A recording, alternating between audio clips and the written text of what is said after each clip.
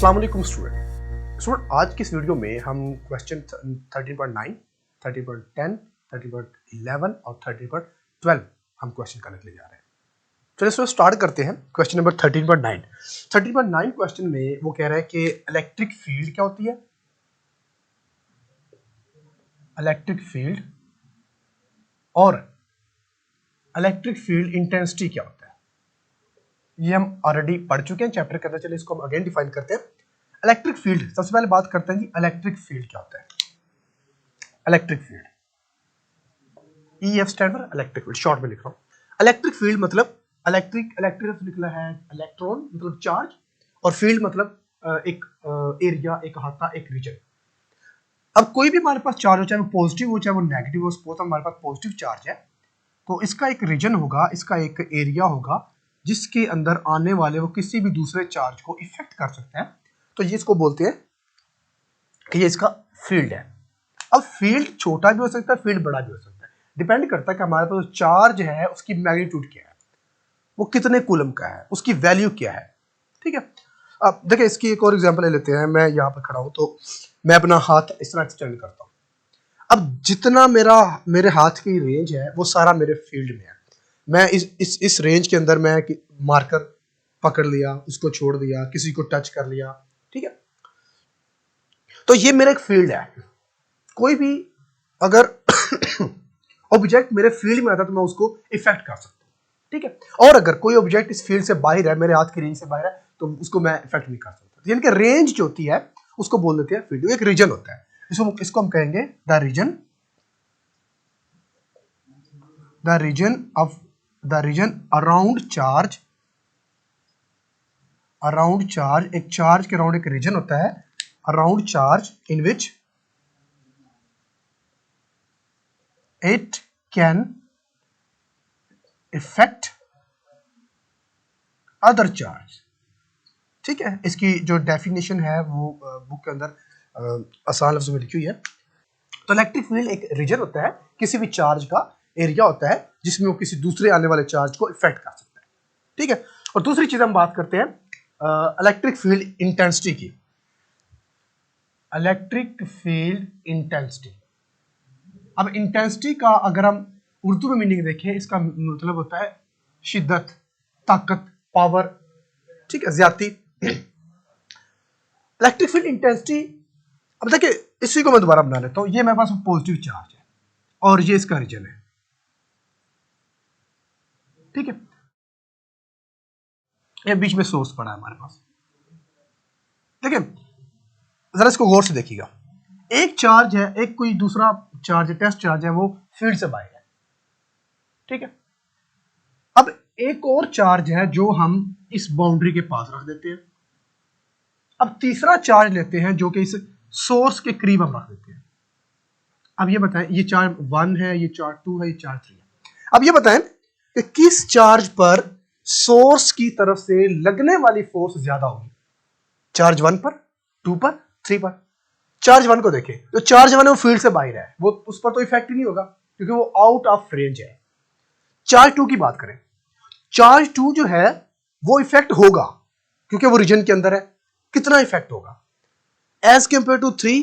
जो 2 है वो कम इफेक्ट होगा। क्यों? क्योंकि जो 2 है वो सोर्स से थोड़ा सा दूर है, और जो चार्ज नंबर 3 है वो सोर्स के बिल्कुल करीब है। तो ज्यादा इफेक्ट कौन सा होगा, 2 वाला 3 वाला?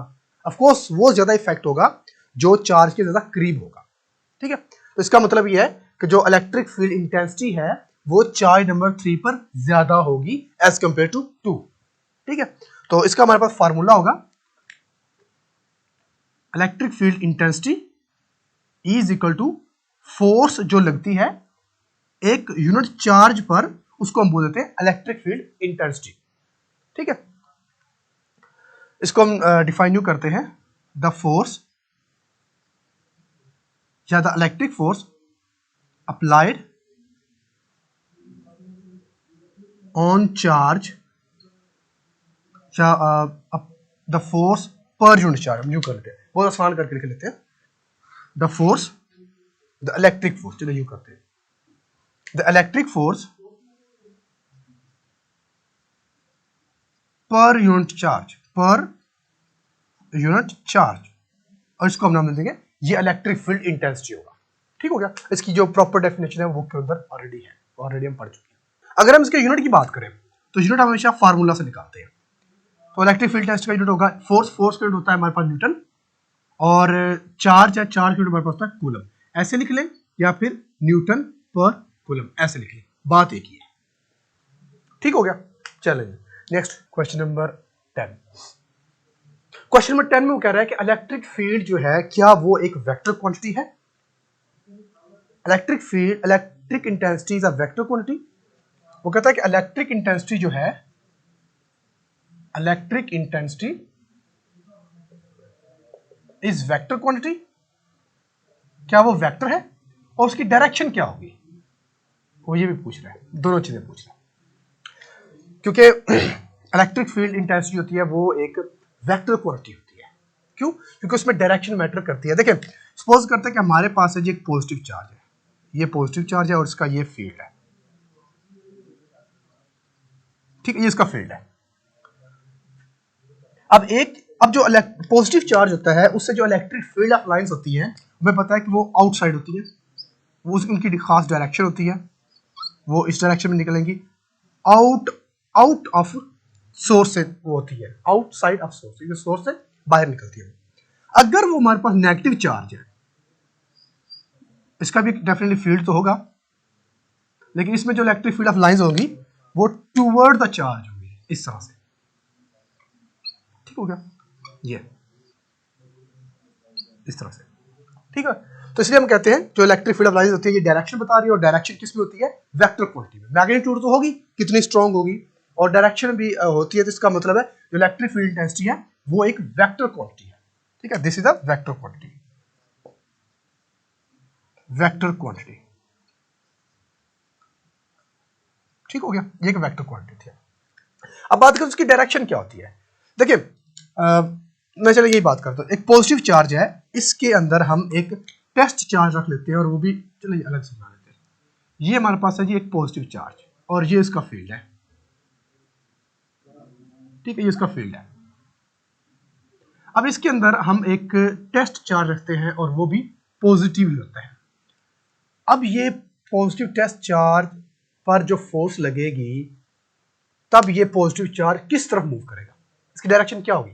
इसकी डायरेक्शन वही होगी जो इलेक्ट्रिक फील्ड की डायरेक्शन होगी। एक पॉजिटिव है और एक नेगेटिव है, हम दोनों को सपोज कर लेते हैं, और इसके अंदर भी हम पॉजिटिव टेस्ट चार्ज ही रखते हैं। अब बताएं जी, जो ये पॉजिटिव ये वाला टेस्ट चार्ज है, इस पर फोर्स की डायरेक्शन क्या होगी? इस पर जो फोर्स की डायरेक्शन लगेगी वो आउटसाइड होगी, यानी कि ये आउटसाइड इसको रिपेल करेगा, क्योंकि दोनों पॉजिटिव पॉजिटिव है, रिपेल होगी तो ये आउटसाइड जाएगा। और जो इस वाले केस में इलेक्ट्रिक फील्ड लाइंस की डायरेक्शन इनवर्ड होगी, टूवर्ड द सोर्स होती है, तो इसलिए जो ये होगा ये टूवर्ड द सोर्स मूव करेगा। तो इसकी डायरेक्शन वही होगी जो सोर्स की डायरेक्शन होगी। ठीक हो गया, चलिए next question number 11। Question number 11 वो कह रहा है कि पोटेंशियल डिफरेंस क्या होता है between two part, potential difference, और इसका यूनिट भी बताएं। ओके, पोटेंशियल डिफरेंस देखिए सपोज करते हैं कि हमारे पास एक पानी वाली टैंकी है। ठीक है, इसके अंदर ये पानी है, और यहां से हम एक पाइप लगाते हैं नीचे को और हम पानी वाली टैंकी रख लेते हैं। अब इस चीज को गौर से समझिएगा, ये ठीक है। अब ये टैंकी 1 है, टैंकी 2 है। टैंकी 2 में पानी, क्योंकि वो टैंकी 1 जो है वो हाइट पर है, और टैंकी 2 जो है वो कम हाइट पर है। पानी कहाँ मूव करेगा? 2 से 1 जाएगा, 1 से 2 आएगा, तो पानी जो होगा वो 1 से 2 की तरफ जाएगा। क्यों? क्योंकि जो 1 है वो हाइट पर है, हाइट पर है तो इसका मतलब उसमें पोटेंशियल, क्योंकि हमने पोटेंशियल एनर्जी ऑलरेडी पढ़ा, तो पोटेंशियल एनर्जी होती है हाइट की वजह से। तो 1 हाइट पर है, तो इसका मतलब इसमें जो पानी है उसका पोटेंशियल ज्यादा है एज कंपेयर टू 2। ठीक हो गया। तो पोटेंशियल ज्यादा होने की वजह से पानी खुद ही मूव करेगा 2 में। अब अगर 2 भरी भी है ना और 1 खाली है, तो पानी कभी वापस नहीं जाएगा हाइट पर। क्यों? क्योंकि 2 में पोटेंशियल अब ज्यादा कम है और 1 में जो होगा वो ज्यादा पोटेंशियल होगा। तो ये पॉइंट 1 और पॉइंट 2 में पोटेंशियल का डिफरेंस है।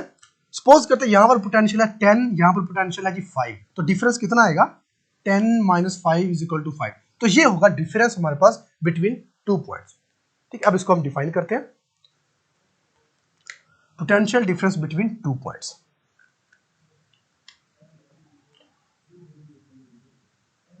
The energy supplied by charge when it moves from high potential to low potential, या फिर 1.2 तक। ठीक है, एक हाई पोटेंशियल से जब लो पोटेंशियल की तरफ एक कोई charge, test positive charge move करता है, तो जो एनर्जी वो सप्लाई करेगा that's called potential difference between 2 points. Potential difference between 2 points. ठीक हो गया। अब इसका अगर यूनिट की बात करें तो इसका जो यूनिट होता है हमारे पास, अगर हम इसका यूनिट होता है हमारे वोल्ट। ठीक है, अगर फार्मूला की बात करें तो V = W/Q होता है। ठीक है, अब वोल्ट क्या होता है? वोल्ट इस फार्मूले पे आ जाए। Volt = W is a work का यूनिट होगा हमारे पास joule, Q is a charge का यूनिट हमारे पास है कूलम। तो 1 वोल्ट तब होगा, याद रखना। अब हम इसके यूनिट को डिफाइन करें। 1 वोल्ट तब होगा जब 1 जूल का वर्क होगा। जब 1 जूल का वर्क होगा किस पर? 1 कूलम चार्ज पर। तब हमारे पास पोटेंशियल डिफरेंस 1 वोल्ट होगा। ठीक है, अगेन जब 1 जूल का वर्क होगा 1 कूलम चार्ज पर, तब जो पोटेंशियल डिफरेंस होगा वो 1 वोल्ट होगा। अगर हम चले यहां पर बना लेते हैं, ये हमारे पास है एक पॉजिटिव सोर्स है और ये इसका फील्ड है, और इंफिनिटी पॉइंट पर भी एक पॉजिटिव टेस्ट चार्ज है और वो है 1 कूलम का। ठीक है, अब 1 कूलम टेस्ट चार्ज के ऊपर हम 1 जूल का वर्क करते हैं, इसको उठाकर किसी एक खास पॉइंट पर लाने के लिए, और उस पॉइंट पर अब जो पोटेंशियल होगा वो 1 वोल्ट होगा।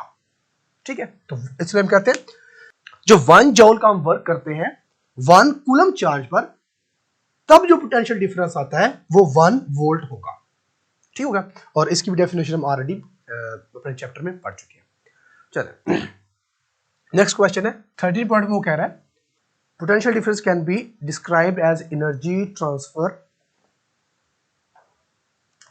मतलब जो पोटेंशियल डिफरेंस है वो एनर्जी ट्रांसफर को भी शो करता है। Potential difference as energy transfer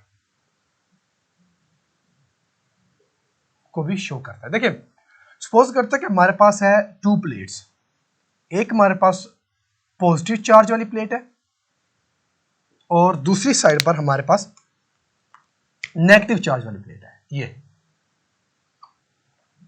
बस नेगेटिव चार्ज वाली प्लेट है। ठीक हो गया, इसके ऊपर नेगेटिव चार्ज है। नेगेटिव पॉजिटिव का मतलब है ये हाई पोटेंशियल है और ये लो पोटेंशियल है। ठीक है, दो प्लेट्स हमारे पास, और इलेक्ट्रिक फील्ड ऑफ लाइंस की डायरेक्शन वो पॉजिटिव से नेगेटिव की तरफ है, इस तरह से। ठीक हो गया। अब हम कोई से 2 पॉइंट ले लेते हैं। मैं सपोज करता हूं एक मेरे पास पॉइंट ये है, इसको कहते हैं पॉइंट ए, और एक पॉइंट हम ये ले लेते हैं और ये पॉइंट हमारे पास पॉइंट बी। अब बताएं पॉइंट ए पर पोटेंशियल ज्यादा होगा या पॉइंट बी पर पोटेंशियल ज्यादा होगा? ऑफ कोर्स पॉइंट ए पर पोटेंशियल ज्यादा होगा क्योंकि ये पॉजिटिव के ज्यादा करीब है, और पॉइंट बी पर पोटेंशियल कम होगा। अब हम एक पॉजिटिव टेस्ट चार्ज लेते हैं और उसको पॉइंट ए के पास छोड़ देते हैं। अब सपोज करते हैं पॉइंट ए पर जो पोटेंशियल है वो 10 वोल्ट का है, पॉइंट बी पर सपोज करते हैं जी 3 वोल्ट का पोटेंशियल है, तो दोनों पॉइंट के दरमियान में डिफरेंस कितना आएगा? 7 वोल्ट का। ठीक हो गया। अब देखें अब जो पॉजिटिव चार्ज हम यहां छोड़ेंगे पॉइंट ए पर, वो खुद ही मूव करके पॉइंट बी पर जाएगा। क्यों? क्योंकि पोटेंशियल डिफरेंस है। अब हमारे पास एक फॉर्मूला हमने पढ़ा हुआ है, V is equal to W by Q. Voltage जो पोटेंशियल है वो work by coulomb, work by charge है। इसको चेंज करते हैं क्योंकि हम एनर्जी को ट्रांसफर करें, पोटेंशियल डिफरेंस है एनर्जी। इसको इस तरफ लेकर आते हैं, बनेगा W is equal to Q V. W is a work और इसका यूनिट हमारे पास है जॉल। वर्क का यूनिट भी जॉल होता है, याद रखना है। वर्क का यूनिट हमारे पास जॉल होता है और एनर्जी का यूनिट भी हमारे पास जॉल होता है, दोनों का जॉल होता है। इसका मतलब है अगर यूनिट दोनों के एक जैसे हैं, फिर ये वर्क और एनर्जी ये दोनों क्वांटिटी भी एक जैसी है। ठीक है, तो इस वर्क की जगह पे अब हम लिख सकते हैं energy. Energy supplied by charge is equal to Q V. इसको मैं डायरेक्ट ई लिख सकता हूं, एनर्जी क्यू हमारे पास वही चार्ज होगा, लेकिन वो जो चार्ज, ये वो चार्ज है जो हमने यहां पर रखा हुआ है, लेकिन इस चार्ज ने मूव किया है पॉइंट ए से पॉइंट बी तक। पॉइंट ए पर पोटेंशियल ज्यादा था, पॉइंट बी पर पोटेंशियल कम है, तो जो ए है इसको हम कहते हैं, यहां पर पोटेंशियल है वी ए और बी पॉइंट पर पोटेंशियल है वी बी। अब पोटेंशियल दो तरह के हैं, तो इस वी को हम तोड़कर लिखते हैं V A minus V B. ठीक है, potential A minus potential B, जो ज्यादा वो हम पहले लिख लेते हैं। तो ये मेरे पास फार्मूला आएगा, energy transfer by unit positive charge which is placed in an electric field where it move from high potential to low potential। तो इसलिए हम कहते हैं जो पोटेंशियल डिफरेंस है वो एनर्जी ट्रांसफर भी है। ठीक हो गया। तो ये थे आज के हमारे पास इस वीडियो में जो हमने 4 क्वेश्चन किए, और इससे रेलिवेंट अगर कोई क्वेश्चन हो तो आप पूछ सकते हैं। Thank you.